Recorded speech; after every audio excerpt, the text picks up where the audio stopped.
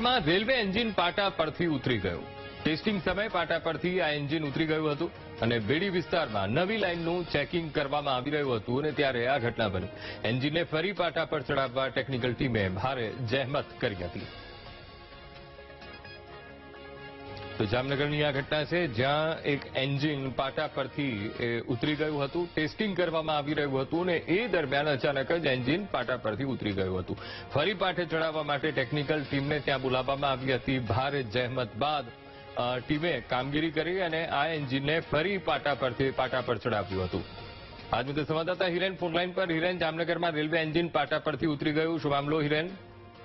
જે અંકુર ચોક્કસ જણાવી દઉં કે જે ગતરોજ જે ટેસ્ટિંગ ચાલી રહ્યું છે તે દરમિયાન જે રેલવે એન્જિન ઉતરી જતાની સાથે જે ટેકનિકલ ટીમ છે તેને ઘટના સ્થળે બોલાવવામાં આવી છે. હાલ ટેસ્ટિંગ ચાલી રહ્યું હોવાથી આ બનાવ બન્યો હોવાનું પણ જે તંત્ર છે તેના દ્વારા જણાવવામાં આવ્યું છે. તે આવી રહ્યું છે. તેમજ જે એન્જિન છે તે પાટા પરથી ઉતરી જતાની સાથે જે ટેકનિકલ ટીમ છે તે ઘટના સ્થળે દોડી આવી હતી અને જે ફરી જે એન્જિન છે તેને પાટા પર ચડાવવામાં આવ્યું હતું. જી અંકુર. બિલકુલ હિરેન, સમગ્ર માહિતી સાથે જોડાવા બદલ આપનો આભાર.